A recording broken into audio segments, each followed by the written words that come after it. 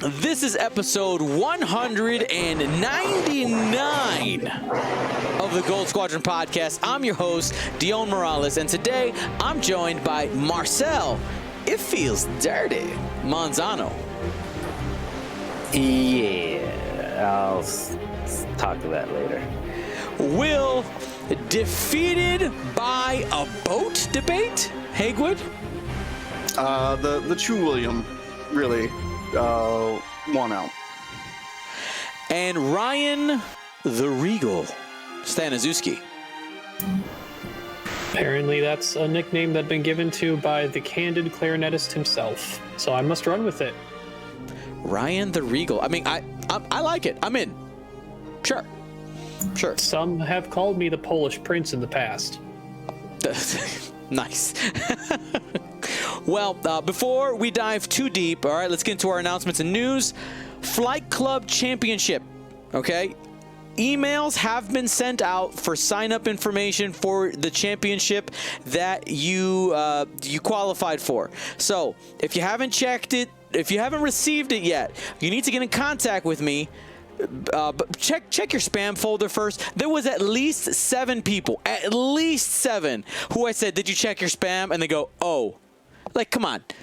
All of y'all should be sound enough in mind to check your spam first before you ask the question. So if you don't have it in your spam folder or that, there's a good chance that when you submitted your email address for Flight Club registration, you made a mistake in your email address. We've already found one mistake.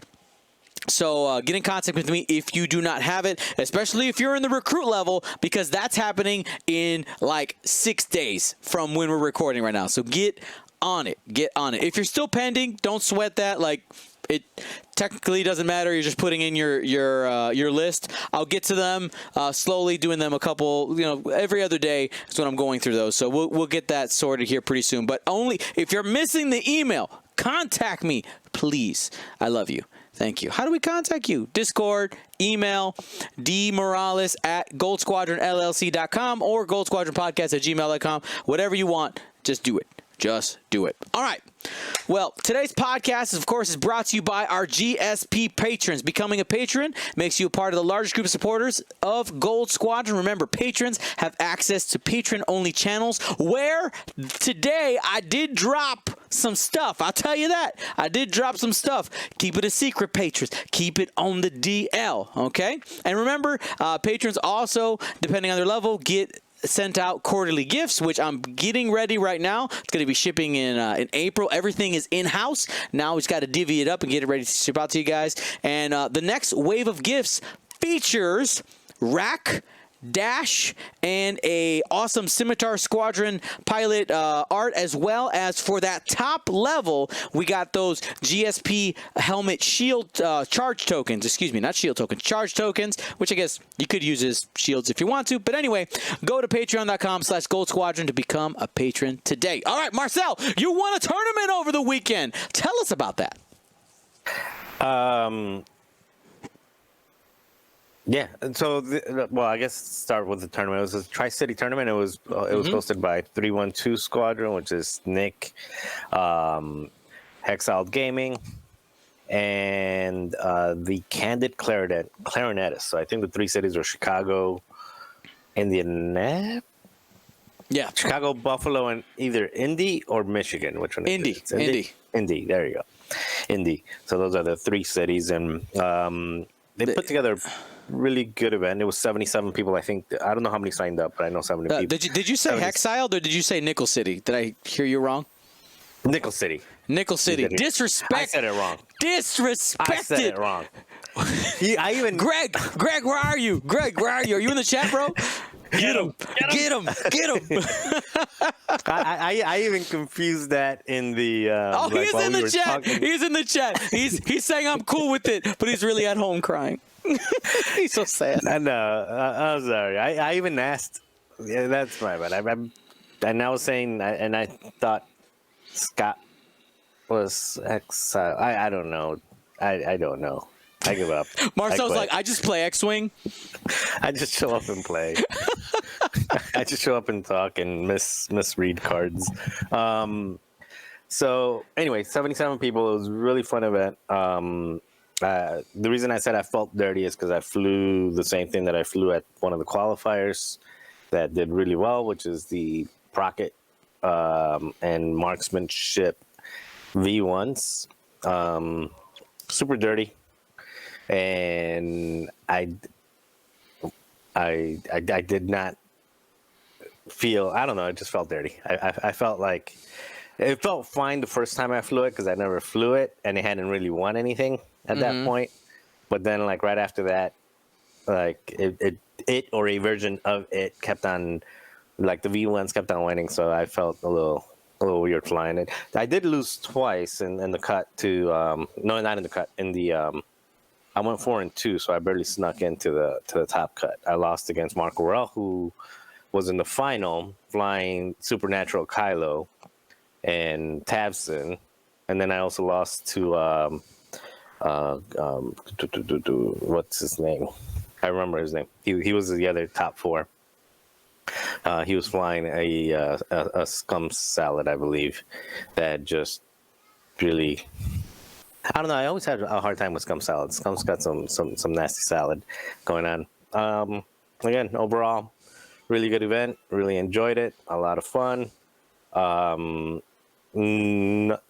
many blowouts. A lot of really close games. So even though the list is super strong, it feels like you're playing with a natural advantage. But if you make mistakes, or if you get bad dice, you can still struggle. But I think what makes a list that S+ tier is you can make mistakes and you can have bad dice and you can still pull out a win. That's, to me, what feels like. If I make mistakes with some of the other lists that I typically fly, if I make a mistake or if I get bad dice, like that's it. I feel, I got to fly a perfect game, and then I got to have like a reasonably good or average dice results. But with the V1s, it felt like now even if I real quick, just because you haven't said yet, what version of the V1s? Because there's a few different versions floating around. What did you actually bring? The same one that I flew at the qualifier, which is 6 V1s. 2 of them was just tracers. So these are Barons, not Inquisitors. The Barons. The Initiative 3 with no force. The Barons. So 2 of them with tracers, and then 4 of them with proton rockets and marksmanship.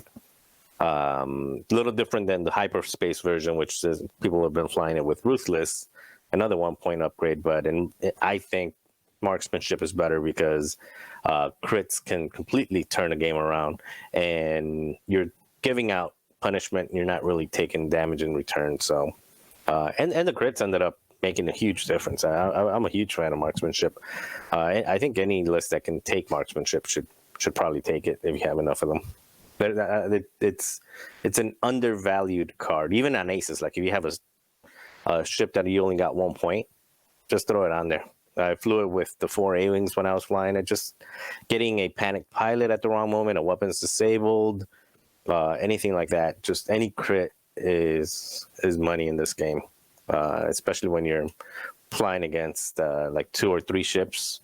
A crit on any of those. I mean, that was one of the reasons why I was able to win the final so decisively, was because the crits that chained on Tavson, he got the crit where he can only focus, so he couldn't jam. He got the crit where he had a weapons disabled, so he was throwing less dice. So now it's a regular shuttle, not a Upsilon.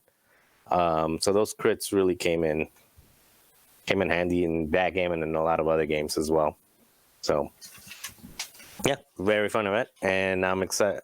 I'm excited to get some of the swag that's coming my way, which is a District Foundry box and then the templates. So cool stuff. Cool stuff ran by... No, I'm kidding. By Nickel City. Sorry, Greg. Very, very cool. Very cool. Yeah, I mean, the TIE V1s have been making splashes, right? People have realized, and here's the thing, like, they've been good for a while. I think what has happened is, it's just like anything. Somebody takes it, does really well in a high-profile event, and all of a sudden people go, oh my gosh, it is good. And then the market gets flooded, which is where we're at right now. Will? Yeah, I was just going to, it might be, I'm not discrediting the list, I'm actually talking it up, that I think with tracers and then essentially a triple modified 5-dice attack between the lock, the focus, and the marksmanship, I think it has some of the best jousting power we've seen since 6 Nantex. 6 Nantex only had 4 dice with a reroll. Well, yeah, 4 dice because I'm counting crack shot as an extra dice. Essentially, I automatic hit there on it, and that's essentially like I've not seen that kind of just front-loaded attack power from any other list right now. I think you just have maneuverable 3 agility ships afterwards, like also similar to Nantex, minus the turrets. So I think it's here to stay. And people are talking about tracers need to go up for it. But if they don't change the cost of anything else, Marcel, you got like 8 points in that list if you don't have ships. Something crazy like that. Oh, without the EPT, you mean? Yeah, without the marksmanships, you still have 8. Yeah, 8 points. So that's a ton. I was talking to the people that I talked to. I was thinking, realistically, the tracer should be 4 at a minimum, 5 more realistically, between 4 and 5. Think about it. It's in a list that has 5 ships or 6. It counts as 5 actions. You're giving out 5 actions. Yeah, that's but it actually hit. Huh? Like it's not. It actually does have to hit. It's not an auto that many actions. Within the range. Which is a pretty easy range theoretically, but I think 3, 4. I could agree with 4. 5 might be a little much. I think 4 definitely. I think 3, no way. 5, I would still get it. But even the Barons even could go at up 4, you're going to see a significant drop off in its use. Good. I think it should be 20, so it has no use. I use it because it's good. It should. But it literally gives in that list. It gives you 6 actions when it lands, and against ships like like the Upsilon that I was talking about. That's a guaranteed, except when you blank out. But that's a guaranteed 6 actions. That you're giving out 6 actions for 2 points, and that's only actually for 1 point because that's only 1 missile. You get 2 charges on it. It's yeah, but you didn't do any damage though. Huh? You didn't do any damage though. That's actually perfect because even against Tapson, you don't do damage, and then they can't do their action. Because you didn't take damage, so you can't. I mean, so benefits to it. Yeah. I'll still say, granted, I don't think the tracers are the only thing that probably needs to go up in cost in that list. I mean, if RZ1s aren't going to decrease, the fact that RZ1s and TIE Barons V1s are the same cost probably needs to be fixed in some manner. And if that means the Barons go up 1 or 2, sure. But if that means RZ1s go down, might get to a certain question later as to why we're starting to lose some space going down.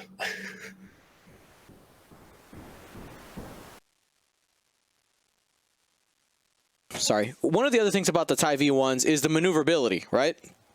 Is they're so good at controlling space, which I think that was your comparison to the Nantex. Is the Nantex, even though they had the movement shenanigans, really, when you try to bring it down to its base parts, is that the Nantex was super good at controlling space. And the time on target and space. Exactly. The blue one hard, and then the reposition into a useful action. Like that is where the power of the chassis of the V1 is right there. So, obviously the Nantex and the V1 move in different ways, like visually, right? Like the mechanics are different, but the base parts, some of the reasons why the maneuverability is good is the same. Right, you can move. You can still get pseudo actions, right, or actual actions, and you can bring the numbers. You have a lot of the numbers. You have a lot of the tools. So now here's a question for you, Marcel, and I know Will, you've been flying them a lot. There's been a lot of different flavors out there. I think we've seen the just kind of the Barons version, right, where you have it's a little more spammy. Then you have the 5 Inquisitors who bring foresight as well, and there's some versions kind of in between those that kind of bring mixes of both, where you have some that are the foresight, some that are missile carriers. Why do you think we've seen success from the different versions of the that use different pieces, but it's not an exact carbon copy of the list? Well, actually, I think originally Marcel was all about the Inquisitors, but I think I convinced him long ago that most of the time, if you're just taking focus actions, you don't really need the Force, because at a certain point, all of those guys aren't going to roll more than 1 dice pool per round. So just having the Barons, getting the cheaper ones, who can still get a focus modifier fairly easily while repositioning, is the way to sneak in that 6th ship. Though I think that the actually don't really like the Foresight Inquisitors. Not that like as in they surprise me that they're doing so well, but like clearly they're better than they should be. Marcel, what do you think? Are you fully convinced on the Barons now? I mean, I always was. The reason that I was going with the Inquisitors, not going with, the reason I thought about the Inquisitors was just because of that list building. That was like what the list building was about. Because they originally talked about it was like one of the list of the week things. But yeah, I like the way. The reason I looked at Inquisitors the first time that I flew it during the qualifier was because you were flying it during the what is it called? Kyber Cup. Yeah, Kyber Cup. And you're flying 6 with Wampa. Mm-hmm. I don't enjoy playing games where I only roll 2 dice. I need to roll at least 4 or 5 consistently in order to have fun. I mean, that's just, I mean, it's just fun. I don't have as much fun if I'm not rolling that many dice. So that's why I did it. But I got the idea because of the way that you were doing in that. And I saw, I think I commented with Dion on one of your matches. Mm-hmm. And I just thought it was like, man, it's pretty ridiculous how much damage these things put out with those tracers. As far as the Foresight one, there was a couple matches that I wish I would have had the Foresight. For example, against Matt Carey, who's flying Paylob, and then he had false transponder codes, and then he had Seabor. So he had a bunch of ways to get rid of the focuses. So every single turn, no matter what I did, the ship that wanted the focus just was not going to have it. But even in that case, it's like, okay, so I'm not shooting my prockets. I still get 5 or 6 double modded, 2-die attacks against. I think, yeah, I mean, I ended up killing. Yeah, it was a pretty close game, but. Yeah, Mecker brought that list specifically to haunt tracer missiles and 3 agility swarms. Yeah. Yeah, he caught me a few times with it. Like, again, there's no way. I never had a focus, so the Foresight one against that would do really well, but it's very niche. Like, it's only very few situations where that matters. Other than that, I always want the extra ship and the extra damage output. I And plus, think if you kill one Inquisitor, it's 40 points. That's a ton of points. Ton of points. Where if you kill one of the other guys, it's like 32. that's true, and I think one of the things that some people do miss, and I have them up on screen here, is the reason why some of the mixed versions of this also work so well is that they're the same agility, the same pilot skill. They're both initiative 3, right? So if you can still move them the same way, but because they're at that initiative 3, even though they might have different functions in your squad, which is pretty cool. So yeah, I'm excited about that. Thank you to Nickel City, the Canada Clarinetist, and 312 Squadron for putting on that event. That was super cool. I wish they did invite me to play, which is super awesome of them. But it was just, the reality is, I streamed that morning 2 games of just kind of some Gauntlet X-Wing. But did not have time to do that. But I will tell you that in that extra time, that I'm going to say that the tournament organizer, that Tri-City, allowed me. I got a lot of stuff done. Stream prizes got shipped out. So much stuff.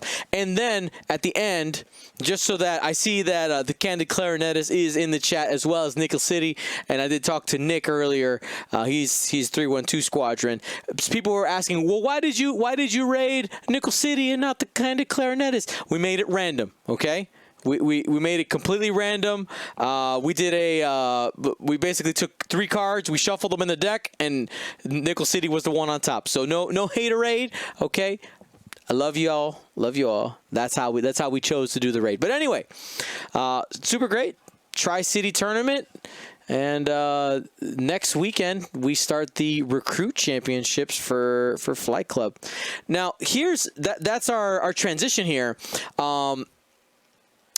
Ryan, you know, you're our hyperspace guy. Yeah, you are preaching on the top of Fort Hyperspace, and one of my questions for you is, you know, you've seen some of the evolutions of what people have been bringing for hyperspace in the Flight Club qualifiers. Now we're going into the recruit. One of the things we were debating this today when we were talking about what to talk about, I did want to hit on it, is do you think we're going to just see some of the same flavors going into the recruit championship, or do you think that there might be some weirder stuff that pops up because these are, you know, players that might be willing to quote unquote play more casual rather than going min-max? So is this broadly in all 3 of them, or within the individual brackets, being recruit, vet, and ace? Because I would probably have an answer differently for each one, just out of pure guessing on the meta. But as a broad stroke, I could still probably answer that too. Now let's talk about recruit, because that's the first one. Okay. All right, so for recruit, I kind of expect people to do a lot of teching against what they consider to be their bane, or what they hate the most, whatever it may be.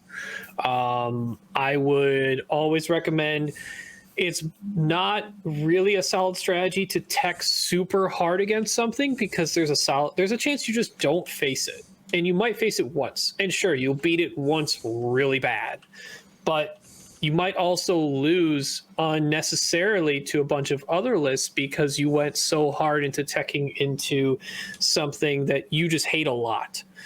You can have hate, that's fine, but I wouldn't be too overly aggressive in attacking against something that's never really worked out well for a lot of people. It's best just to stick with what you are most confident with. I've liked saying that word a lot more recently. Not what you... Also, I mean confident and fun, because you also want to have fun while you're playing the game, while you're using your list, not play something that you know you don't really connect with personally as much. Like Marcel has put as an example, he wants to bring stuff with a lot of dice. Whatever that may be, he'll find that and he'll play it, and that's how he has fun. So find whatever you are the most confident with that you also have fun with, and make the best out of it. That's the best you can do. I go into every event the same thought process. If I make the cut, that's my one goal. Beyond that, everything is gravy. And I just, so basically don't over tech, bring what you know, but also bring something you will actively have fun with. Agreed. 100%.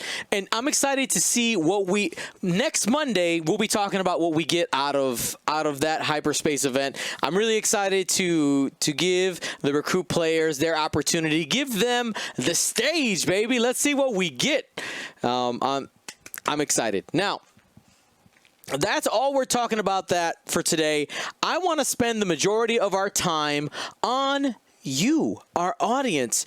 We've been in the depths of Flight Club and all kinds of articles, all this stuff happening, and we have fallen way too far behind on listener questions and lists of the week. So I figured let's spend the rest of our time today answering the questions you've posted on our Discord, taking a look at a couple of lists of the week, and let's have a good time. Let's do some discussions. It should be good. Should be good. So our first question today comes from Barry B, and he says, "What do you think of this? Instead of raising points to make good lists unplayable, we lower points on other things to make alternatives capable of fighting against those good lists. Is this better for the game to have more list options through lower point costs, or does it open the door to more lists that are just out of control?" All right, that is a lot to unpack there. That is a big question. Big question. Where are you guys at? What does that do emotionally to you? I think it sounds like a race to the bottom, where now you're not just spamming generics. You can spam named ships. I think it's always going to have to be kind of a mixture of the two. You bring some up, you take some down, and it can't be just an adjustment to make things more expensive. It's an adjustment to make things cheaper. And I think FFG has done a pretty good job. I mean, they can't see the stuff until it's on the board, especially with point changes. Maybe with like releasing, there's testing that goes into the new ships that get released, but as far as adjusting points, you're really just going based off of what you see is being flown and what's not being flown. And for example, taking the supernatural up and doing a lot of the named pilots going up in points, while at the same time taking some generics down. I think that was you're going up and down. So, and then you're not just making things cheaper. You're making things cheaper, but making other things more expensive. So I think it's got to be a little bit of both.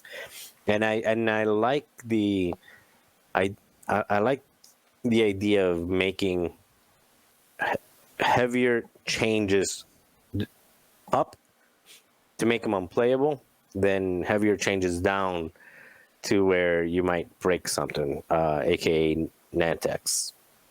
So I think it's got to be a balancing act. You do up and you do down, but if you want to do something drastic, I always think the drastic is up. So you drastically increase if you need to, but you casually or minimally reduce points until you get to the right threshold. And we need to get the quad jumpers back down in points, by the way. Misaligned those quad jumpers. Will, what do you think?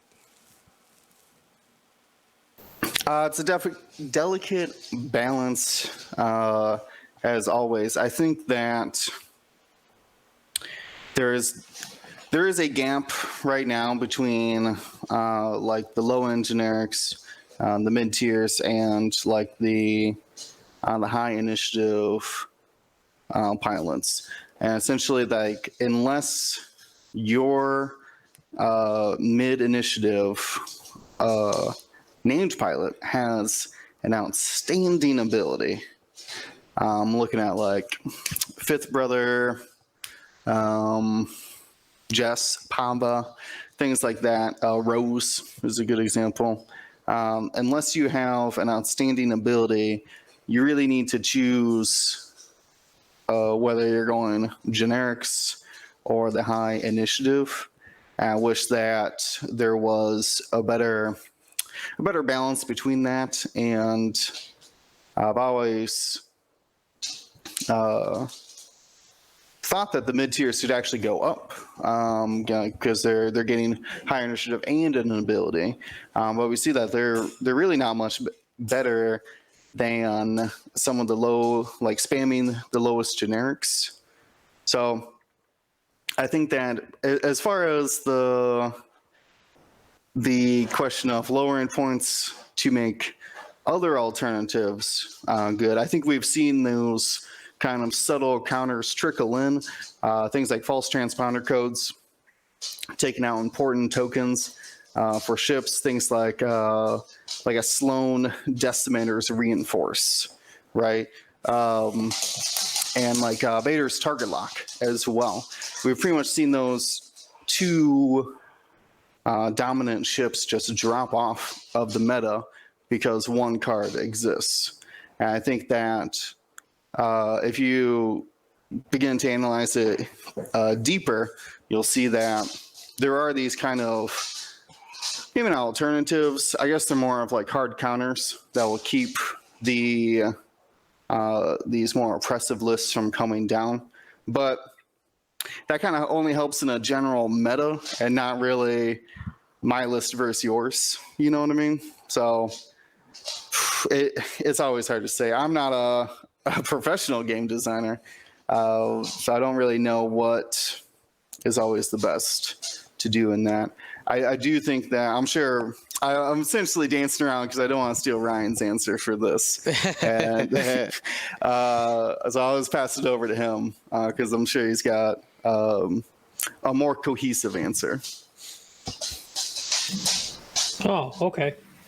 So my general point overall is, so directly for Barry B, because he's talking about instead of raising points to essentially nerf lists or make someone playable, they would like to lower points.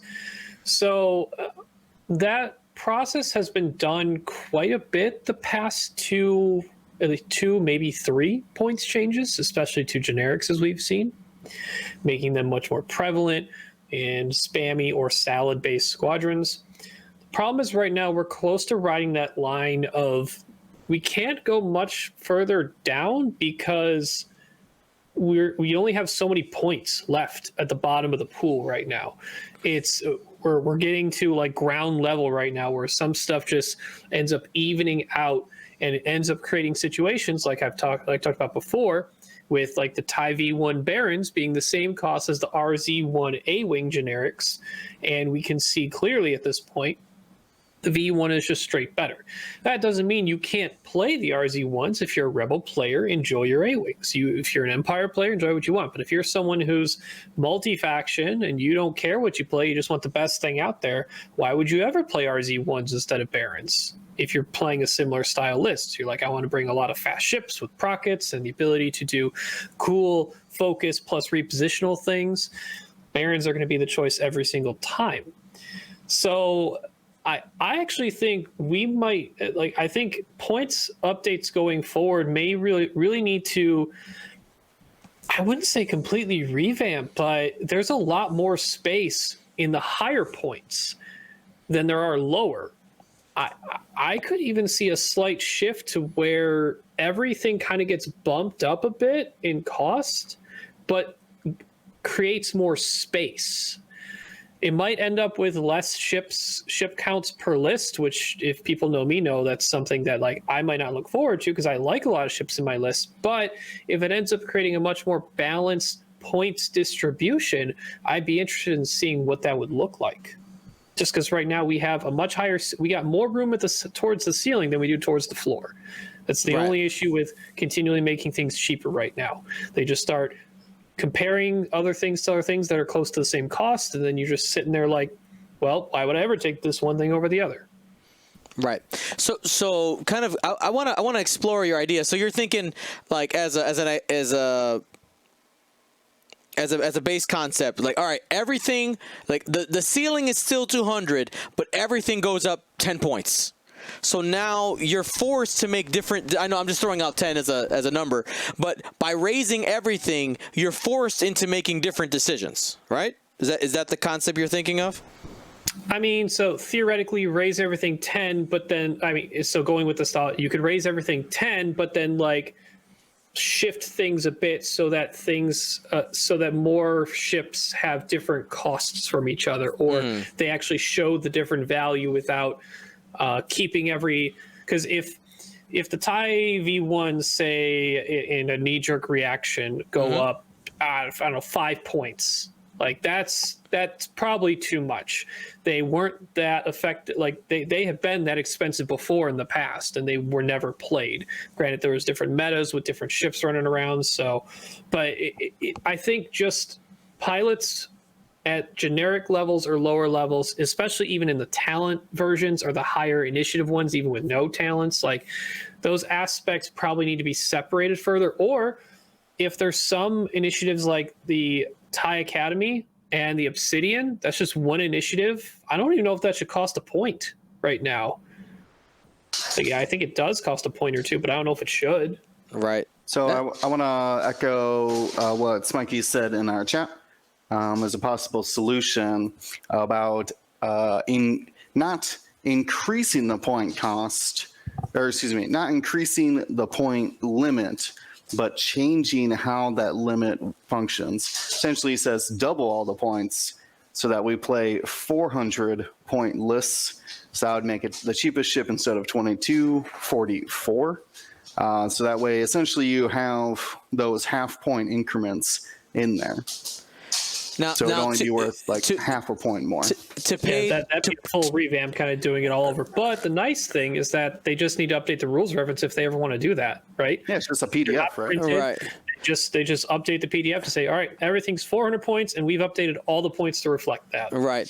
Well, then to play devil's advocate, we've already done that though. We started the game at 100, right? We started the game at 100, and now we're at 200 for that granularity, right? To have more granularity. And my kind of thought on this question is the base of this problem, in my opinion, is that you have different people looking at the points and expecting different things out of them, right? So you have the player who says, I want to be able to, I love the X ship, whatever it is. I love the TIE fighter. I want to be able to play as many TIE fighters as I feel like it in this game. And there are people who legitimately, like, you see them post like, oh my gosh, the points went up on my favorite ship and now I can't play as many as I had before. I can't spam them like this. I'm upset. Right? There are people who have to have those emotions there, but then you have the people who their whole purpose is min-maxing. Right? They're like, my goal is to find what's the most efficient thing I can play, and I'm going to put that on the table. And the problem comes in that you're trying to balance a game where people have two different modus operandi, right? They're two different purposes for the same game. And the reality is that we are one X-Wing community. Most of us participate in the same events. And that's where I think if I was the game designer of X-Wing, the points, while it is the basis of what everything is based around, I'm not surprised that we get such impassioned reactions when we do have extreme points changes, because it is literally impossible to please both. Now, obviously, most of our content and our perspective is from the competitive side, right? We're looking at trying to, and I also feel like we want the game to be balanced in order to be as fun as possible for people, right? We don't want people being dumpstered by supernatural aces because you can fly 3 of them, right? Like that's something that we wouldn't want in a game for a player. That's the reason why we have had emergency points updates, because these abusive things end up being playable, which I think that's the problem for me. Seeing points go down on stuff starts to open doors that worry me, because yeah, you could say, well, hey, more things are available now to counter, but while that might be true, that mindset doesn't take into the account of the player who's simply going to find the most efficient thing when those points go down and start making people have a bad time. Like that's what worries me. So I would rather points go up, like up on things. If you notice something is too far out there, you start raising the points until people start looking at it. And then the third part about the whole like meta design is the meta, and we referred to this earlier, is very emotional in the sense that you see somebody do well with something and then we get people who copy it. And it's not a bad thing. No shame, okay? No shame, no shade if you do that. But if somebody finds something that works, there's definitely the train of thought, hey, that works. I'm just going to do that too.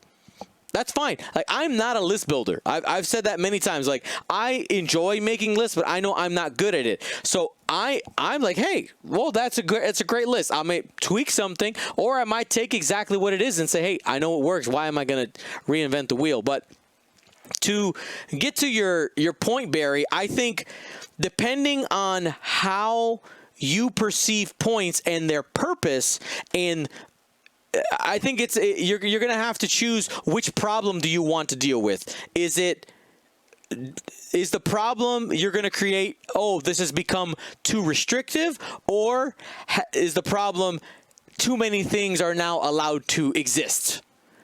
Which one is better?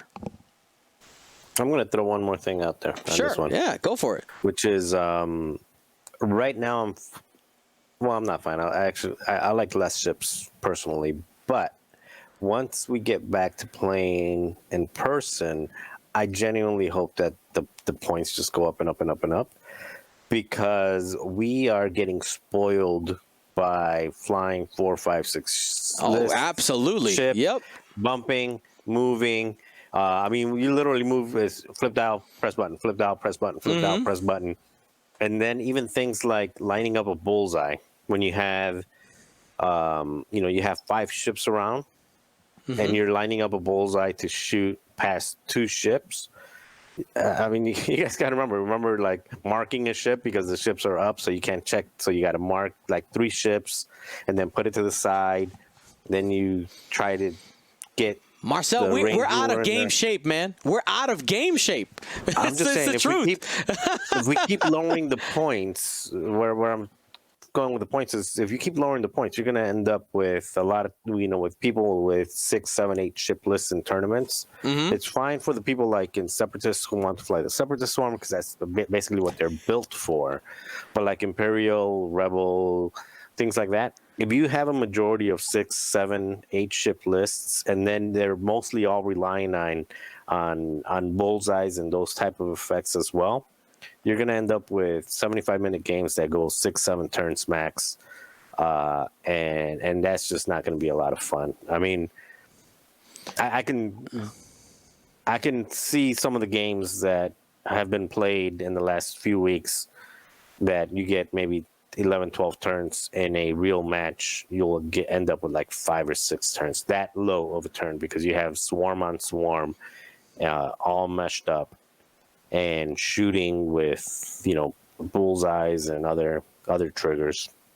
It'll just be rough. And I mean, to go off of the number of turns, so we did the work before we hit the pandemic. Before we hit the pandemic, we were at an average of about 10 turns is where the game was, leaning more towards 9, but we can call it 10. In first edition, we were at about 11. And that's because at the time the Separatists had just come out, so a lot of people were playing swarms.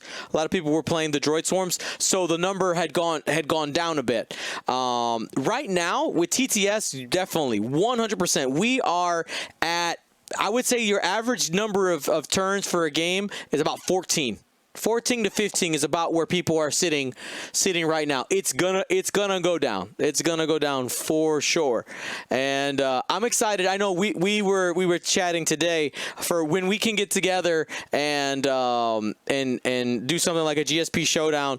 I'm curious to see our like mental. I don't know what's the word. I feel we are like out of mental X-wing shape. Like the physical aspect of it, right? The bending over the table. You got to think about how much more physical motion we're going to have to do. Like you said, mark a ship, move it, put it. The decision making of having to, okay, we talk about the wiggle room all the time, but if you're going to use it, you have to make a conscious decision to use it, right? So that means you're adding extra thought. Like, wait a second. It's advantageous to me right now to make sure that template is all the way to the left and put that ship all the way to the left because I want to start slowly skating away from this obstacle I might hit. Like that, I am excited, but at the same time, it is going to be a transition, friends. It's not even that. I mean, think about it. Between games, you get 5 minutes, and here you get 5 minutes. Okay, you go grab a drink, grab a coffee, go to the restroom. In real tournaments, you got 15 minutes, and those 15 minutes are spent putting all your stuff away, going to find out where you're going to be sitting next or where you're going to be playing next, and then laying everything out again. Like there is no even the physical wear and tear of just like a 6-round tournament where you're standing up, but then you don't even have those couple minute breaks in between to just kind of take a load off. Mm-hmm. And especially again, if you're flying those 6-7 ship lists that are going to time every single turn, it's I'm afraid. Look, and yes, I will be flying a 3-ship list no matter what. When we go back to the first tournament, will be 3 regardless of where the meta is. I guarantee you. For me, I'm not going to fly more than 3 ships. 2 minor counterpoints. One might be a counter, one is a statement. So we still see that the average list is still about 4, and there's still a lot less people taking higher counts than lower counts. But definitely you're right. People are not used to the bumping aspect and stuff. But when you're born flying the swarm and start there, you don't get rusty, sir. You know that's riding a bike. I come from the swarm. Was born in it. Molded by it. I didn't see aces until I was already a man, but by then I was blinded. Yes, love it. Well, we will see. We will see. I will say when we can do the GSP showdown here at the studio, we do have the advantage that the table, very fancy, is actually a moving table, so we can adjust it if our backs are bothering us. We can adjust the table height. Super fancy, little bougie, but we got to take care of the back. Okay, got to take care of the back. Alrighty, let's keep going here. Okay, Danter Minator asked, how do you cope with stream nerves? Do you still get them? Do you play better or worse on stream? And why do you think so? And I think this is a really interesting question coming from us because all 4 of us have played publicly many times. Many times. So I'm curious to hear from you guys. I talk enough. Let's Will, where are you at here? I don't have stream nerves anymore. I actually prefer to play on stream because I like watching the tapes back and analyzing my own games in addition to the commentary of whoever happened to be streaming the game. So I don't feel like I get them, but I do notice that when I am on stream, like, how do I exactly want to say it? That I feel that I do play differently, and as I try to be more precise, essentially lose that like super casual thing of just like leaving tokens out and like only like saying triggers and not measuring and all those things. So it does force you to be a little bit more precise and more exact on the rules. but I don't think that I play better or worse. I might actually play worse on stream. Is that because it is a different mindset. They are trying to be like class up your act a little bit because people are watching. I don't think that I wouldn't call that stream nerves. I would just quantify that as like professionalism, I guess. Okay. But I wouldn't, as far as like how I like interact with my opponents, no, it's no different. I would give the same person the same leeway in a maybe not a casual game, but a tournament game. But as far as if I'm on stream or not on stream, I hope that my at least the leeway I give my opponents the same. For as far as like how I would recommend other people cope with their stream nerves, I would just try to remember that people have made a lot bigger mistakes than you ever will on stream, and you'll never be able to top what dumb mistakes people have done on stream. So this is fact. Look at our Twitch clips. There's plenty of examples, purposely or accidental. We'll say mistakes, and there's some large air quotes here. Mistakes. Nick flip table. Yeah, exactly. Ryan, what about you? It's weird because I've never, I won't say never. So my first ever stream game was against Will at the Chicago Regional back when he played, I don't know if that was a debut, but did the Miranda, Strezra, and Lowrick versus it was the debut. Yeah. Because I unboxed my Sheathipede that morning. And you were like, ooh, stress. Ooh. And then I was flying Poe Dash like a old, I don't know what I was back then, but I wasn't Swarm player Ryan. And I remember that was my first stream game, and I don't know. I don't remember feeling like I had a lot of nerves. I was probably, like Will said, a little more like straightforward professional. That was around the time when they just said like you have to declare dash when you use him, and everyone in the community was like, you don't bother. Like, we know what it means, but I was like making sure that like I didn't mess anything up. Nowadays, especially, and even not too long ago, it's just a game still to me. I never walk into a stream game thinking, oh, it's a stream game. I gotta make sure I do this, and this. It's with how my brain works. I'm so just about, all right, this is the next game. I'm already analyzing the opponent stuff. I don't care about what setting I'm in or whatever. I just focus and try, talk nicely and make a new friend. Honestly, I think more stream games could probably benefit with better interactions amongst the players. The more comfortable you can feel in the game when you're playing against your opponent, the better it's going to feel, I think, whether you win or lose. And that's true for probably any game, but probably more so for stream games.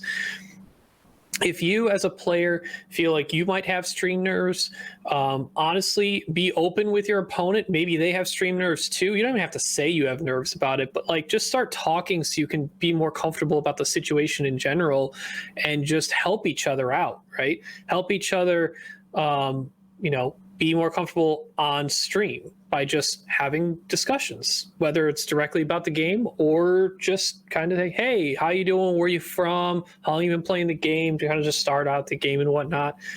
Obviously, you can't waste the entire game's time doing that, but I think just trying to make it as easy of a interaction as possible, because I definitely see a lot of people when they have stream nerves, they kind of just stand, like physically when they play, they just stand there and they like stoically, and they don't talk, and it's super serious. And I feel like part of that's nerves, right? Just kind of loosen up and chat with the person across the table from you. They might have nerves too. Break the ice. Yep. Yeah, definitely. There are physical manifestations of emotions like that. That is a thing. It's a whole field of study. 100%. Marcel? Yeah, I don't think I get extreme nerves. I don't think I ever got it. Because this guy's cold-blooded. Watch out. No, I tend to be either goofy or intense, and I This is bounce true. You around. really don't have a in-between at an event. No, and it depends on my state of mind. I'm either going to be ultra goofy and just bust out the disco ball and turn it on every time a ship dies. By the way, whoever gave me that disco ball, thank you. I think I've been passing it around the community. And then either that or I'm just really intense, and what I mean by intense is just like really honed in and really focused in. And I don't think being on stream or not on stream changes that, because sometimes even the casual matches, I find myself like I get more into it, and like the competitive thing even in some of the casual ones pops out. So I don't think it has. I do think I perform worse on stream. I know that I lose way more on stream. Oh, did we lose Marcel? It's because he's on stream. He lost. There's a long ellipses here. Well, he froze up. Get he it? froze up. So, I don't got nerves. I don't got nerves. Oh, Marcel's back. there, he's back. He's back. We lost you for a second. Oh, what was the last thing I said? Or what was the last thing you remember me saying? That you said I lose more on stream, and then I was gonna actually jump in here. So here's a question. I'm gonna rebut that just a little bit. Okay. Now, I would. Here's my argument. Now, there are people who I know, love you, by the way, in the chat, who have lost, maybe more. They have a literal record of like, X number of times I've been on stream, I've lost. Now, here's my question: is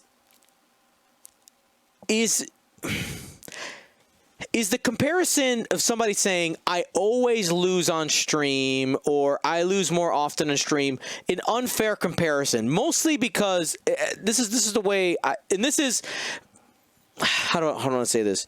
Because the reason the games are streamed, right, is games are usually streamed in a situation where either one of two things are happening. Like if we're playing a competitive night, then something's on the line, right? Whether that be we're doing a toasty defense night, which is casual-esque, but we are literally trying to win the game, or a tournament, right, where the tournament is on the line. So I feel like we remember those games more than a not. Like, because if games aren't being streamed, most of the time it's because they're not, like they're casual games. I don't want to say they don't matter. Don't hear those words, but like they're not as high profile. That's the word I'm looking for. So I think a little bit to that. So and with me, when I say I lose more on stream, I literally mean I lose more on stream, and I do know that because I do kind of keep track of how I'm doing in general. And even like a few weeks back when I said, I'm in this consistent trend of going like 5-1, 6-0, 4-2, like making cuts, and then I lose on the cut. Like I had been doing that for like 6 months straight, right? So that's usually like ending up with like in the tournament like 7-2, 8-2, or something like that, but ultimately losing. That's like an 80% win rate, but my stream matches is probably closer to like a 50-50 win rate. But I don't think it has to do because I'm playing worse than them. And I'm not talking about the Wednesday night streams. Like I don't even consider those streams, right? Like it's just like playing with friends. I don't even keep track of those. But I think because for me, I like you or I usually don't play on stream unless it's in the like. You'd never put me in stream in a Swiss, like Dion. You literally don't, which is fine. You shouldn't. You should right. I don't on purpose. That's purposeful. But that's So usually when I'm on stream, it's because I'm playing against the top players, and they're in the cut, and I'm in the cut, and it's either round 6 or it's so you're most like it's they're more competitive and they're more. I don't know how to say it. So I think that's why I lose more. Is because it's usually, it's hard to win a tournament. So you're gonna, out of 100 and something people, only one person's gonna win. So everybody's gonna get knocked out at some point or another. So I think that's why I feel like I lose a lot on stream, but it's usually lose a lot on stream like deeper into a tournament. Right, because that's the time I'm going to have you on. Oh, it's the top 4, because most of the time when it comes to you guys is during the tournament, I literally tell my producers, whoever I'm working with, don't put on GSP people. I don't want to see them. I love them, but they're on all the time. We want to get more variety, more community outreach, more people out there. And that's that's the goal there. Now, from my perspective, I think I have a very different perspective than other people, and I would say other streamers are probably more in the camp of where I am. Is I spend so much time in the public eye, right? Many people people hear my voice all the time, where being in front of the camera doesn't bother me, but I will admit that it depends on the situation. So for instance, on a toasty defense night, right? Days where I'm trying to win, it's not so much a nerves thing, but it's very similar to, I'm remembering when we would just play and there's something on the line, is you want to win. You want to win. But one of the things that I get a little, I'm going to say irritated, is when I hear people say, I lost because I was on stream, okay? And that could be a couple of different avenues, okay? So, for instance, I have been blamed for people losing because they, for instance,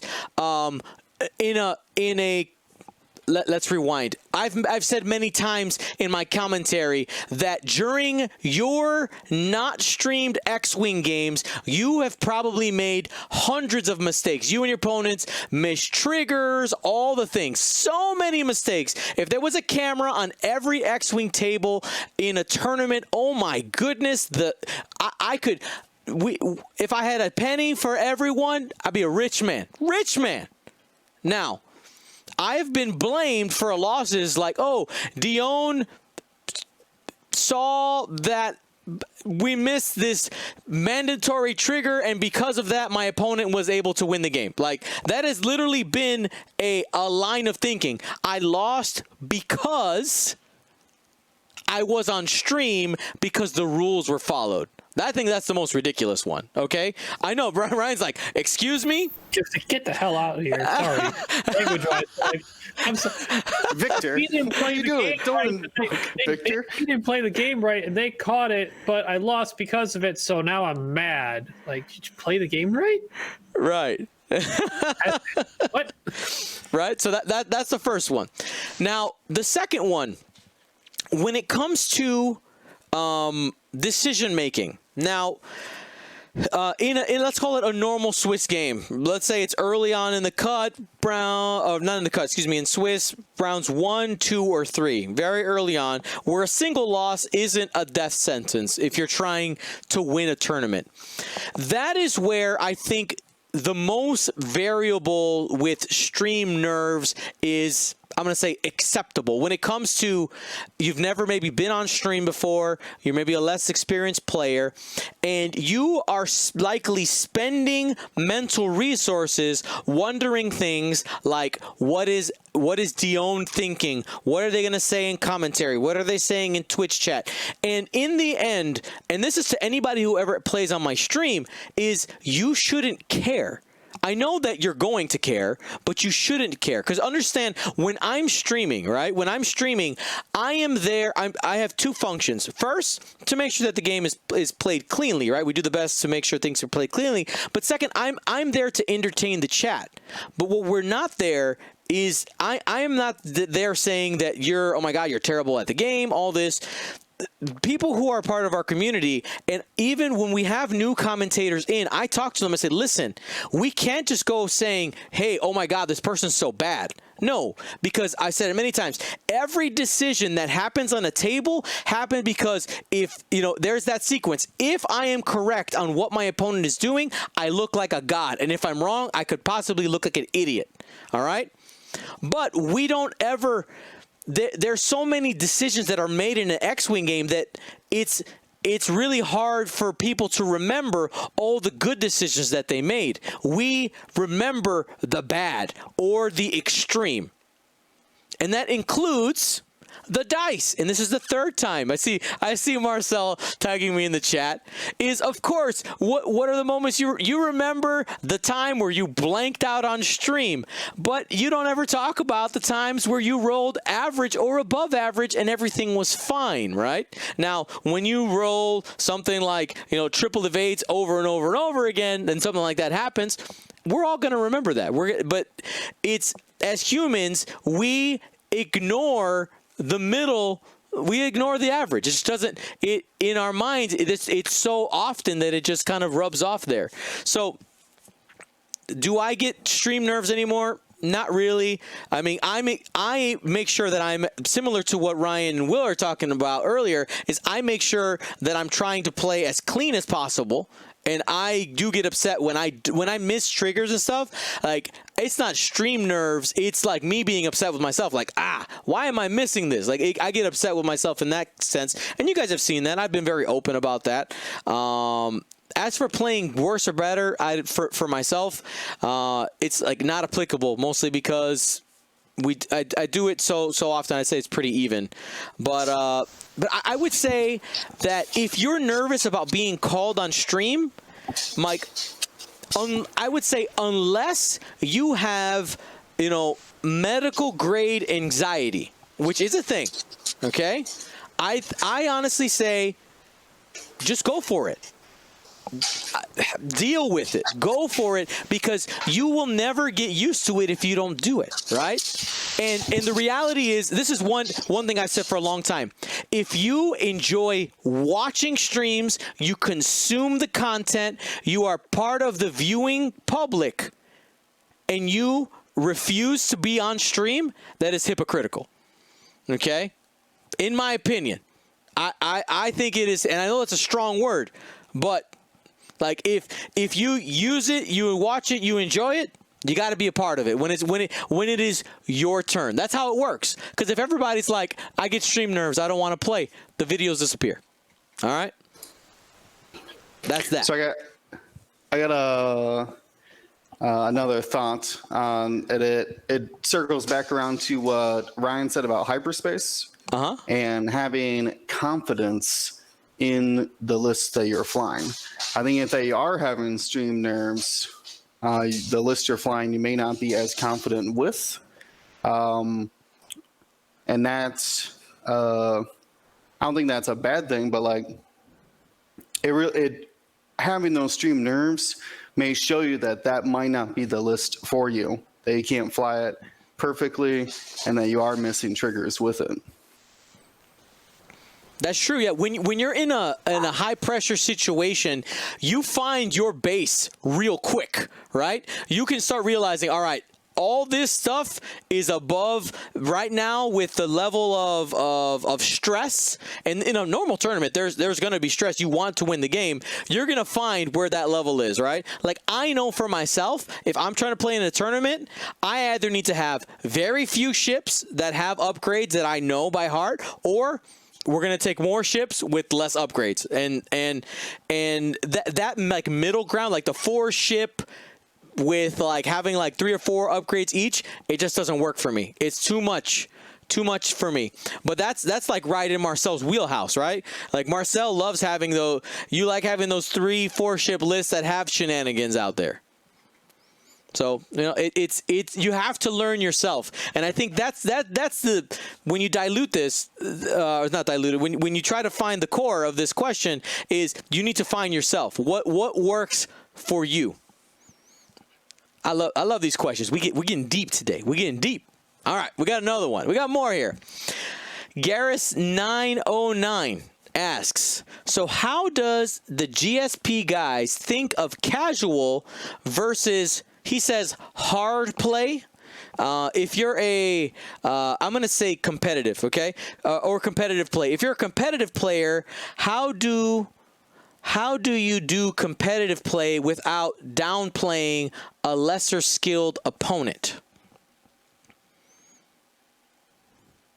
Okay, so you think this question is kind of saying, like, as a competitive player, like, how do you, like, not condescend to a casual player? You think that's kind of where they're going? Seals, or how do you not Yeah.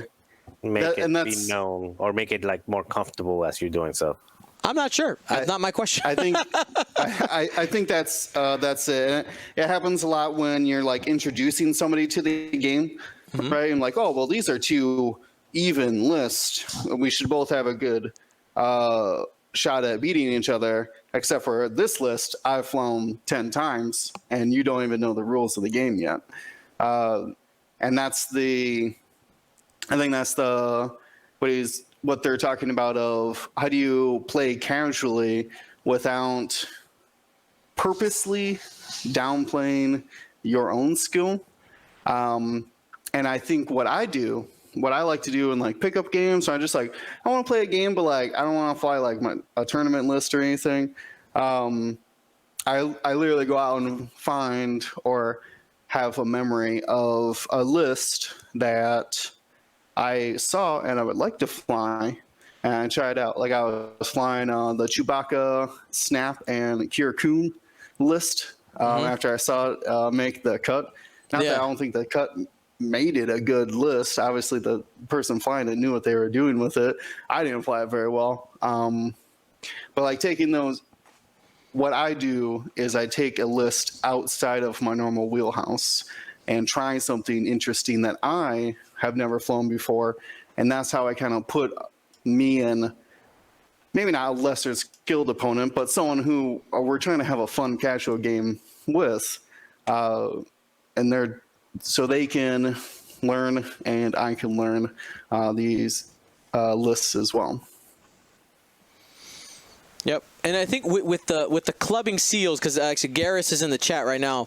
He says, how do you as a competitive player not club seals when it's that time? So at casual night, so for instance, at casual night, we purposely made a league where anybody could play anybody, but you did not have an advantage for playing against like, you know, more casual players. We made a balanced system. We can do a whole podcast on creating systems like that. But that's a possible solution if you notice that there are players who are being I'm going to use the word predatory, but like that are trying to go after less experienced players, because one of the things you don't want to do when trying to build a community is do that, because you drive people away. But if you're a competitive player and you want to have that experience, I think similar to what Will's talking about, you give yourself a handicap of some kind, right, to keep it interesting for yourself. Or, you know, you make sure that the lists that are playing against each other are even, right? You're not going to bring 5 inquisitors against that brand new player or that casual player who wants to play you know, trench run or some thematic list or something like that. You have to talk about it. It's communication is what it comes down to. Now, where I think you might end up with more of those situations, if you're just trying to find a pickup game, like a random game, like let's say you're on the GSP Discord server and the looking for game and say looking for game, right? It's very hard to know what you're looking for. Maybe you describe it looking for casual game, but the reality is that casual game can mean different. The interpretation of that word is different for different people.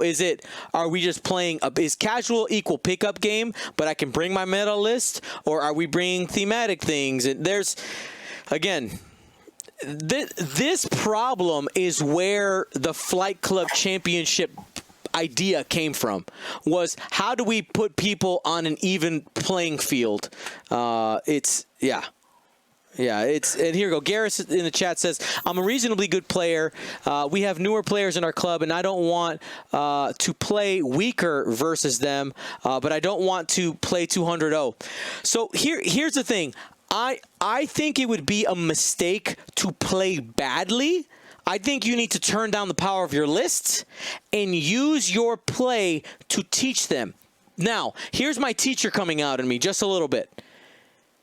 In education, you have to adjust depending on the student, right? So if the point of the game is to teach somebody how to play, to make them better, you have to figure out, are they someone who learns from adversity, or do they need more support? Like that's the spectrum.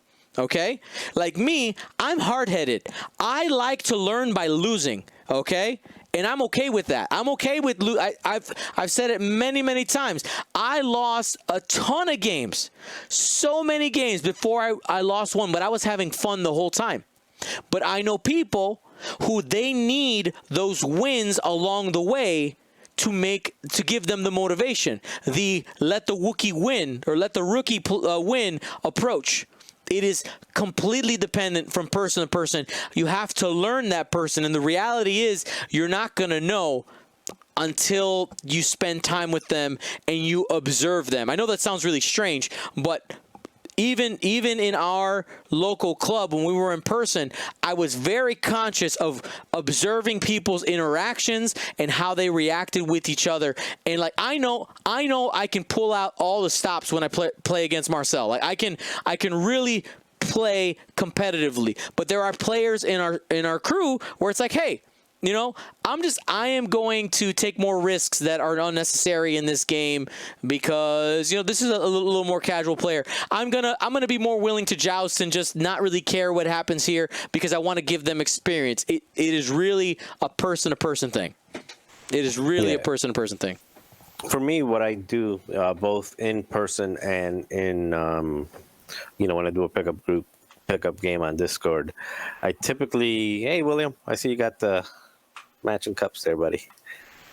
For those who are listening and not watching, we've got matching water jugs. But I tend to bring multiple lists, and even in pickup groups like on Discord, I'll usually load 2 or 3 lists and then talk about what those lists do. So it's not a surprise, like I'm not surprising people. And then I tell people, what do you want to play against? Because usually the lists that I'm loading are either weird triggers that I want to figure out, like weird quirky things, or things that I want to practice for a tournament. And that way, again, I pick up I'll load both of the lists. If they've got like a weird combo, I'll explain the combo. Like, this is what this list is trying to do. This is what that list is trying to do. What do you want to play against? Because I really don't care what they're playing. Because the two or three lists that I loaded is stuff that I know that I'm going to have fun with, but I want the other person to have fun with. So, like against Dion, actually, you're a bad one because I'll probably just do 5A. Because I'll probably do 5A wings regardless of what you want. Right, exactly. Because you're trying to make me better. That's the difference, right? No, because I'm trying to make you eat pickles. You don't eat pickles, so fly A wings. Well, I guess A wings. But no, seriously, it'll be like, you know, whatever. Some people don't like to play against certain kind of lists, so just why make it not fun for them? Just let them choose. Like, I don't like that kind of list. Can you pick something else? Especially if it's just a pickup game. Don't be afraid to tell somebody if you're in a pickup game and somebody shows up and they bring something that you just know you're not going to have fun with, don't be afraid to say, like, hey, you know what? I really don't enjoy playing against that list. So do you mind changing it? Or maybe we can just find different opponents. That's like the best thing, because that way there's no hard feelings, you know, and you're not going to fly again. And same way, if you brought something that's ultra competitive and the other person brought something that's not, you're not going to get any better by beating it. You're not going to practice by beating it. So just say, hey, you know what? I'm practicing for a tournament. You know, this is not kind of. So just be upfront. And I think you said it, you know, communicate. Just talk to each other. We're bad at communicating. Humans are bad at communicating. We like to assume people's emotions, and then we make. You know, most of the time, I would tell you, most of the time, we perceive more negativity out there for us than actually exists. It's a problem. Talk to people. It helps. It helps. All right. Let's keep this party rolling. Let's keep this party rolling. Psych J7 asks here, is the ability to attack more often more important than having extra ships in a list? For example, lists that use Snapshot, Veteran Turret Gunner, or the upcoming Elite TIE Defender title for the opportunity to try to get damage into an enemy versus having one more additional ship available to attempt to try to have an enemy in arc. Interesting. More shoots or more arcs? Let's start with the, you know what? I think to start here, let's go with preference. If you could have bonus attacks or more ships, but you can only have one, which one would it be? We'll start with Ryan. I mean, you know my answer already. I gotta start. Give me more ships. More ships. More arcs. More threat. More things for my opponent to think about. More target priority decisions for them to make. All right, Marcel. More.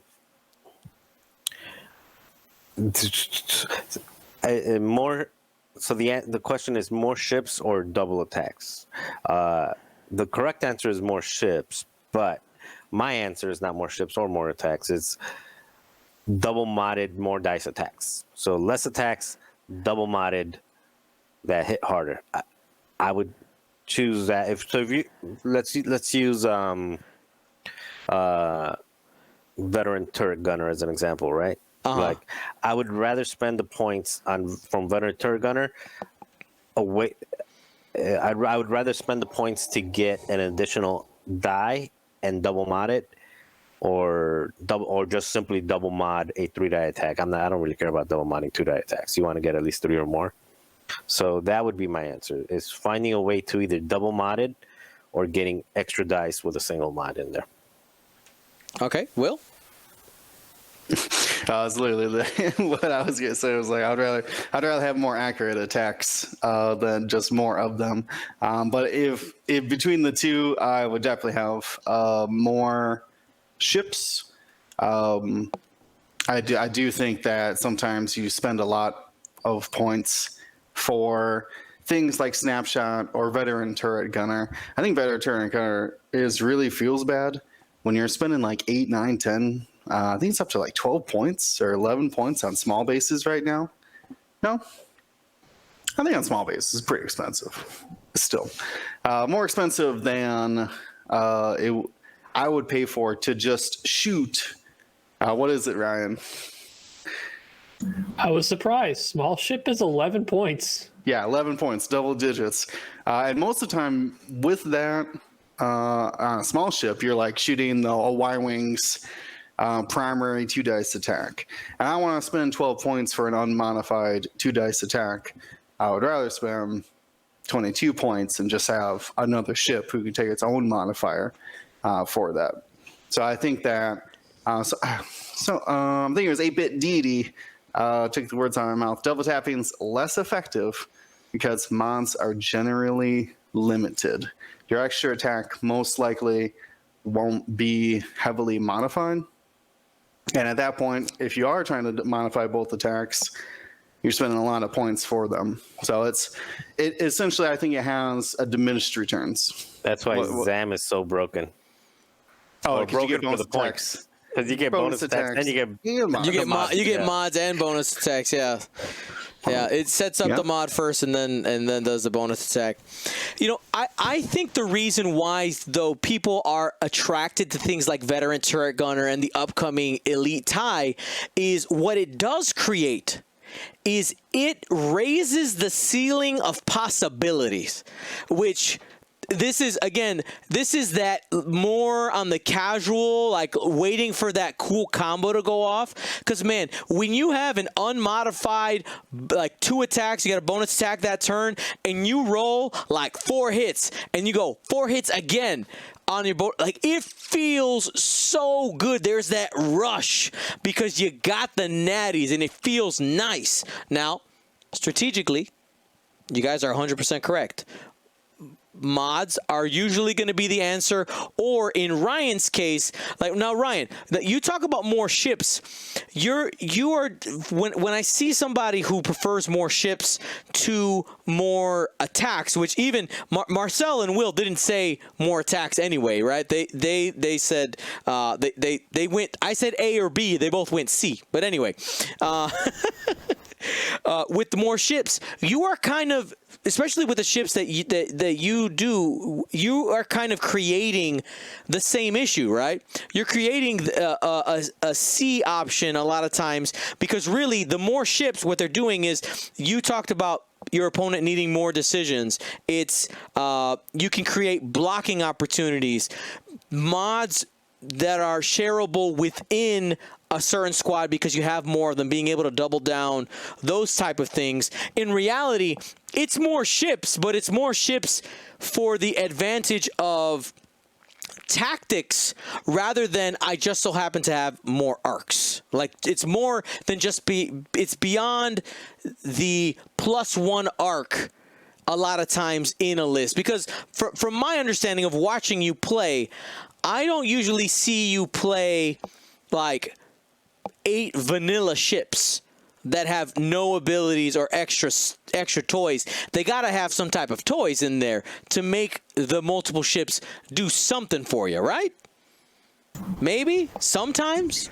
Yeah, generally, like the only 8 ship lists that I haven't, 8 ship or multitude ship lists that don't have anything beyond just their chassis that I haven't tried, that I've like considered, was the 8 cadets.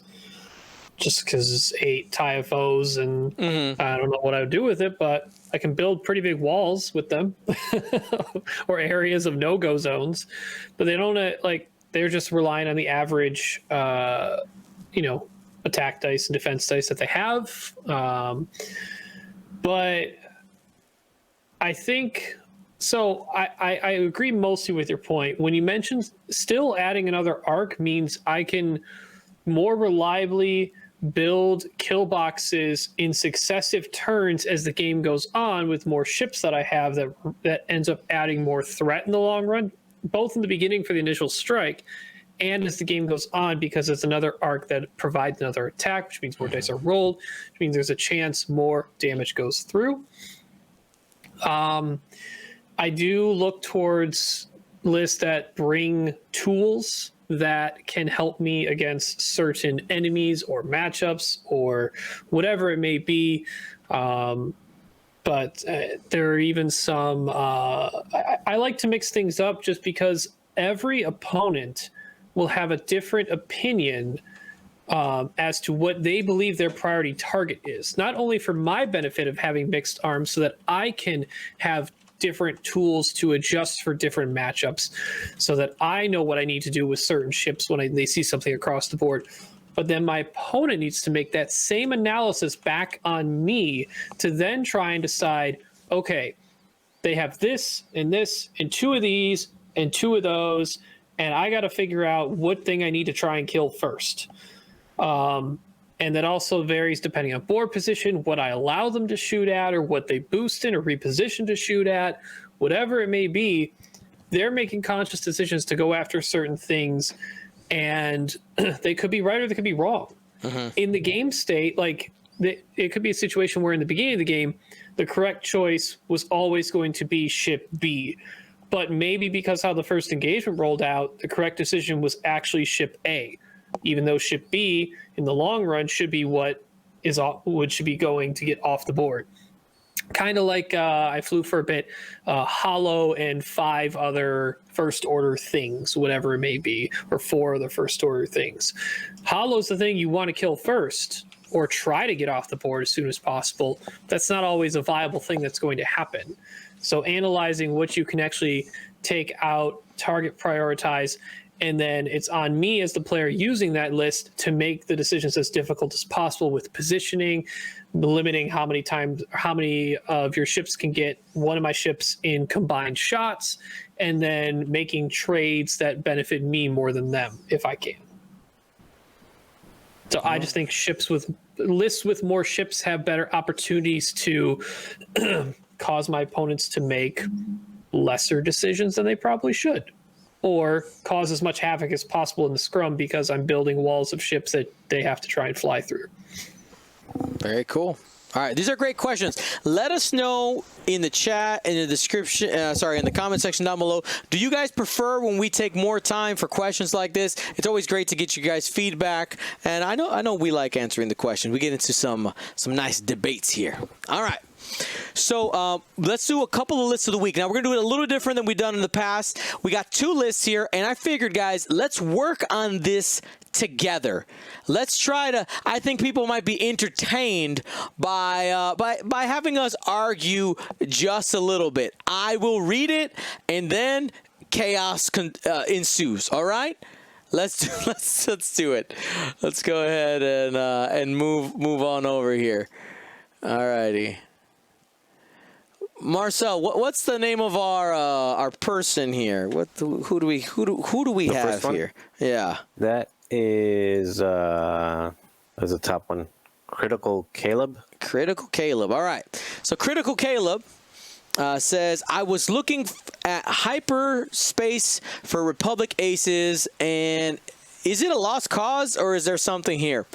He got Obi-Wan Kenobi in the Ada 2 with Patience and Marge Sable Closure, Anakin in the Ada 2 with the same loadout, Patience and Marge Sable Closure, Hound in the LAT with Fives and Ghost Company, and then a Lonely Tucker in the Torrent. That brings us to a total, how many points is that?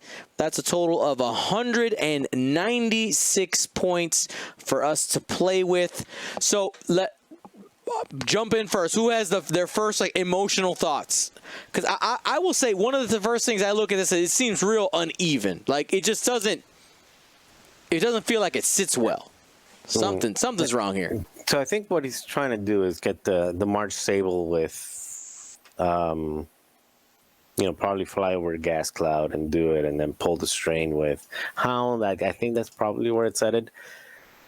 But yeah, it's gonna struggle to get damage out. And also all the different initiatives is a problem for me. Just having a bunch of different initiatives. I think the very first thing, we can talk about Patience and Merge Sable and all of that, whether there's benefits, and you guys already know what I thought because I actually threw up my thoughts on there. But the very first thing I would try to do is try to even out the initiatives, and I would do that by taking Anakin down to Ayala and then taking Tucker up to Oddball with Tracers. That way they're all initiative 5, and Oddball can have the 3-die attack to set up Tracers. So you end up with a 5-5-5, and then 5-5-5. So the 2. Okay, cool. So still a 4-ship list. Yeah, I didn't change any of the ships. Just basically took Anakin down to Ayala, and then took the V-19 up to Oddball with Tracers, so they're all 5s. And then that also gives you, that lets you put a missile or something on that. But again, I'll just leave it at that, and then you guys can jump in. What do you guys think? Marge Sable Closure just seems like not a great choice. Like I think I don't know. What do you guys think about just axing it, just getting rid of it? Yeah, it doesn't need to be on there. No, you can drop Ryan those. X. Yeah, I mean, I know it's only 1 point, but we get exactly. Say that again, Will. Say that again.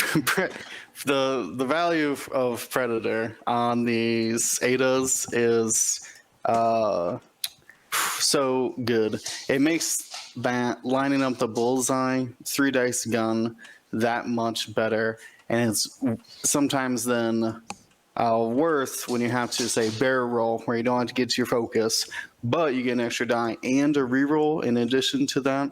Can really make up the difference, and I think it should be stapled onto all these guys with the talent slot, especially in hyperspace where you have limited options. Do you still think they need Predator if they have rerolls from the LAT? Granted, I know Predator is self-sufficient, but the LAT I feel like kind of covers the need. I wouldn't run the LAT. I guess I was just about to say that. Would be my follow-up. Yeah. All right. I think you could get by with some dedicated torrents. I've tried that in the past. 2 aces and then 3 dedicated torrents. I think we're trying to keep it to 4 though. Or are we completely shifting? Are we following the same rules that we normally follow for list of the week? Well, just that I'm taking this as has to have Republic aces. So we can't just be like, well, don't run. Don't run Anakin, Republic. Obi-Wan. Right. So keeping that idea of that Hound is just a support ship to the aces. I want just giving them a different way to support. That'd be what I would do. I don't know how the points shake out on that. I'll try to look at it. So if you do Predator, There's no dedicated torrents in hyperspace. Yeah. Duh, that's why. Hype. Derp. no, Derp. Never mind. well, you get named once, but you can. Hey, you can have dedicated V wings. Ooh, see, there's an option. A little more expensive, but You can get 3 of them in there? I don't know if you can get 3. Oh yeah, you can easily fit 3. Don't touch my oddball. Yeah, the Shadow Squadron escorts are 30 points apiece. So you gotta drop 2 of those upgrades, Patience or Predator. So who are we axing? So Probably the Patience. I'm going to throw my 2 cents thought process here. How much do we really, if we already don't value the LAT too much, I still think the LAT as a ship is valuable. And Hound with Patience makes some good sense here on these ETAs. But how much do we really need 5s in Ghost Company? How much do we care that ship shoots twice? 5s is okay, but like I don't know if we need either of them. Like that frees up some points. I don't know if the ship needs to shoot at all. You take the deplete, shoot 1 dice, then you can and then follow it up against. So shoot at another ship, and then okay, all right. Yeah. If you're depleted every round, I mean, you probably should shoot twice. I mean, if it means my ETAs live, I'll take it. But if you wanted, you could dump the upgrades on Hound, just have Patience on Ayla and Obi, and then you can fit Shock T with Patience. You are at 200 then. You are 200, but with Shock T and Ayla's ability, pretty hard to do damage actually on these guys with those modifications. I guess it depends on the value of the bid, right? I do think this is a better list. I think it's a better list, but I mean, if we're trying to be aces, we prefer to move after. We prefer to have the bid, but if we don't, you got to fly with the tools, and I guess that's going to come down to probably play style. Can you handle? And this is look at yourself, ace players. Can you handle not having the bid? All right.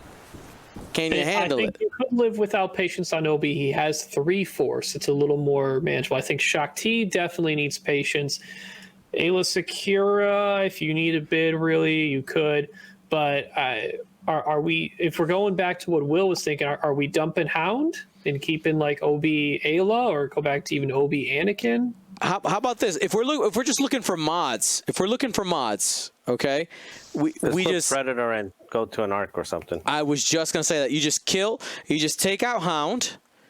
We add the Predators back in. Okay, we add the Predators back in. Boom, boom, boom. We got 46 points left over. We can we can go get ourselves another bruiser, like a Arc 170. We could go with something that takes tracers if we want to set up some type of attack like that.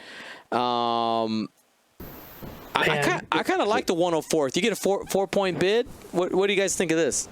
You could even go 10. So I've seen good use of it. You would lose a little bit of a bid, but if you go up to the 7th Squadron vet and add dedicated to that, let those ETAs have defensive rerolls. It's only a 1-point bid though. True. It's there. Or we bring in Marcel's idea here. We bring back the oddball. Yep. Okay, bring back the oddball. We could get some tracers in there. And we got a 14-point bid. You could be like, sure, Patience, I'll take it. Shock T back into Anakin then. You're right. We sure could. I was actually looking at. Lose a little bit of bid. You could put Ayla back down to Shock T, and you could swap whoever, Ayla or Shock T, whichever one, depending how big of a bid you want. Right. So there you go. You can get 9-point bid, Obi, Anakin, Shakti, which I mean, Shakti is no slouch. That is a good ship. Plus you get the oddball. You put patience back on Obi. 7-point bid's still good. I think that's a pretty. I think that is a solid ending point right there. Definitely still AC. We did it. We did it, boys. All right. So what's the final version there, Ryan? So we have Obi in the Eta 2 with Patience Predator, Shakti in the Eta 2 with Patience Predator, Anakin Skywalker in the Eta 2 Patience Predator, and then Oddball with Tracer Missiles, a 7-point bid for your aces. Very good. Very good. All right. I know people like the pictures, but the pictures take a long time to get set up, so that's why we only started with the pictures. All righty. Well, let's take a look at our second list here. All right, second list. Switch on over. Boom. What do we have in here, Will? We have Dengar in the Jumpmaster with Ion Cannon, Suppressive Gunner, Pulse Transponder. Transponder! Apparently, I don't know where that came from. Punishing 1, R5P8, which is the reroll droid. We also have the Namlam with Proton Torpedoes, Zam Wessel, False Transponder codes, and Old Terrock with Daredevil and a hull upgrade, 197. I can already see some conflicting upgrades in Dengar. All right, and this is Let the Wookiee Win says, just a list I'm thinking about for the Recruit Championship. So is this hyperspace legal? Are we sure it's hyperspace legal? We got to check that first. It says hyperspace. All right, cool. It's hyperspace legal. We're good there. All right. So conflicting upgrades. What do you mean, Will? Essentially, it's Ion Cannon and Punishing 1, and then also Suppressive Gunner, which I think does have value, but like, I'm not trying to bring R5P8 to not roll max hits.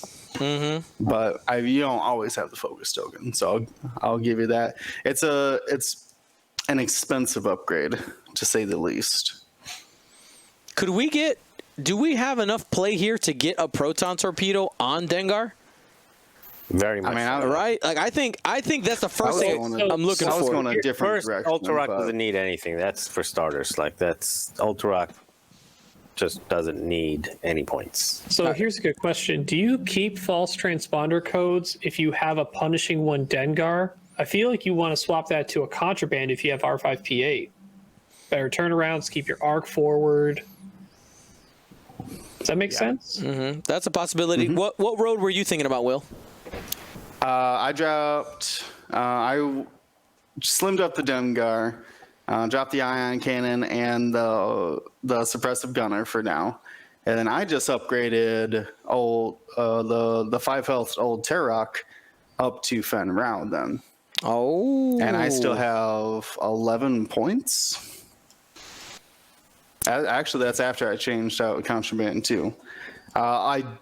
I do think Old Terrock's very good, especially with the hull upgrade that he hadn't had access to before. But on the other hand, though, Fen Rao. And I have 2 I6s to really punish anybody who is not I6. So how'd you have Dengar loaded out? Contraband, Punishing 1, R5P8. It's a little basic. Yeah, we got 11 points to work with. Curious. Think about, I don't know where we go with that. Is there any other gunners? Not really. Well, for starters, you need Ion Cannon on Namlam. That's only assuming that you're going to be getting shot at. So he needs the 3-die gun out of the front to guarantee it. All right, so that brings us to 5 points. 5-point bid. 5-point bid. If you want a little bit of a better mod for Fen Rao, you can give him Predator and have a 3-point bid. But you're playing the bid game at that point. It's your choice. You want Predator or not? He can live without it. And Dion, did you change? Sorry. Sorry. Oh, okay. Had the wrong screen on. Yeah. Yeah, it does create a pretty expensive Namlam, but still not more expensive than Dengar. And he's got equal reason not to be shot at. Yeah, Actually, I think, have we talked about why Zam on Namlam is particularly good? oh yeah, because he shoots at the end for Is starters. I1. Because of the I1, it shoots at the end, and also it will always trigger because of the native ability that no matter which direction you get shot at, will always trigger. Sorry about the sirens in the background. Chicago. Yeah, I mean, as long as an arc is pointed your way, you're always going to threaten what has attacked you potentially. Absolutely. I mean, I like this final version 5-point bid, having 2 initiative 6s. I think this is a good stopping. Let the Wookiee win. I think this is your answer right here. We got rid of some unnecessary tech, right? And man, I will say having that contraband in there instead of false transponders for Dengar specifically is money, because both Dengar and Namlam have reasons for you not to shoot them, right? You're like, I don't want to shoot them. Well, if you don't, you're getting attacked anyway. Or I guess you can go after Fen Rao, which is not a fun day.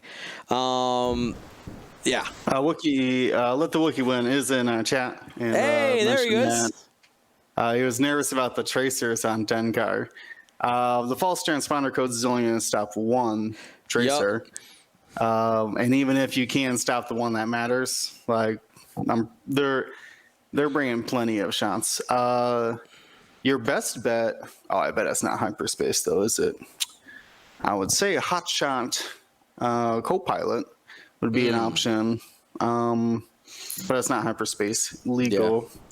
Yeah. What is? I guess the main question I have, if you can give us a response, is Fenrau or Old Terok? Like, what is your preference there? I'm curious if you try to get Fenrau in there at first, or like you said, is it a preference thing? Does he just he like? Well, you can either go Old Terok and then throw the because if he's worried about tracers, that's why the way I had built it was put the proton torpedoes on Dengar and keep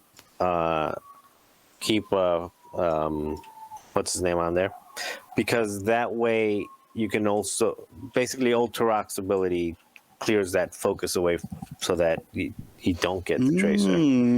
Oh, that's true. I didn't consider that. But most people are bringing multiples of tracers. That's true.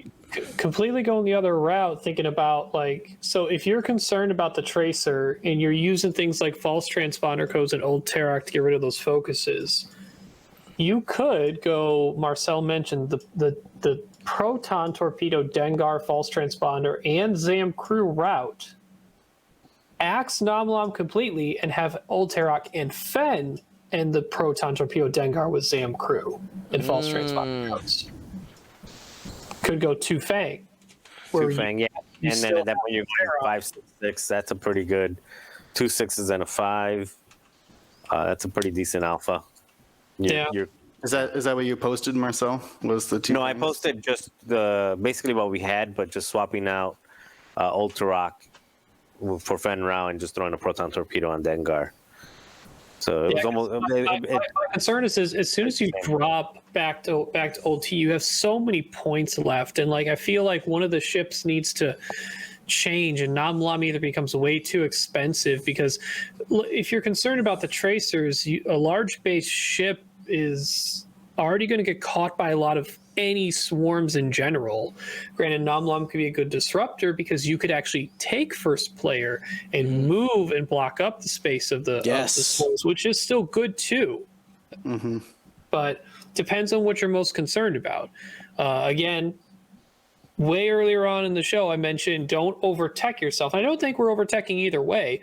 It's just if you want to tech against something, just make sure you're not overdoing it. Right.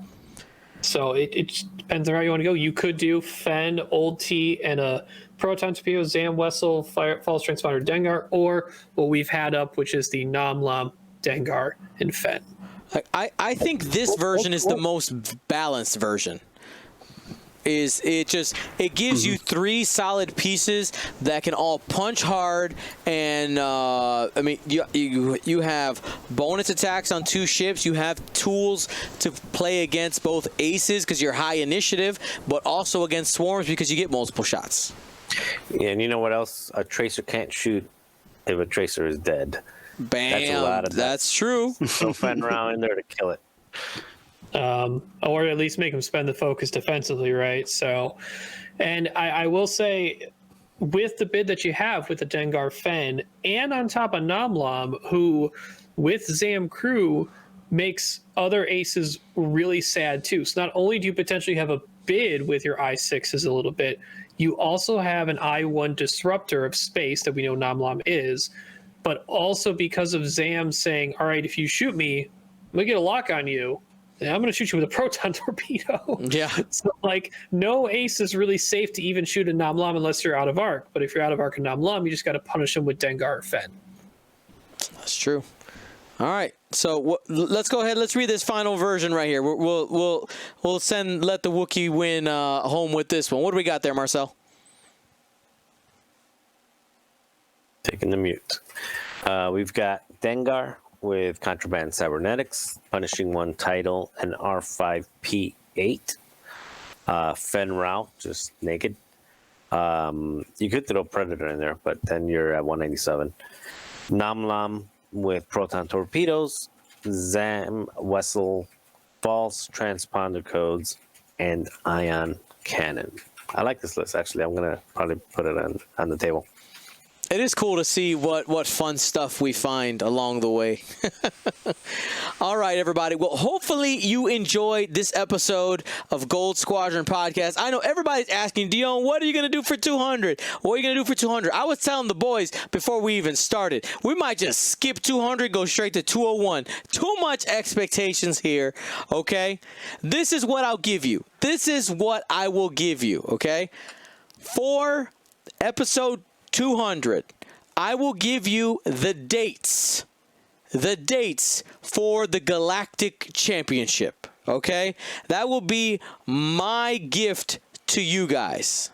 All right, you will have the gifts for the dates for the Galactic Championships, and for today, for those of you who are watching live and listening, I will also be giving you I will give you the names and locations and time zones for the Galactic Championship, at least for the qualifiers. All right, there you go on your screen.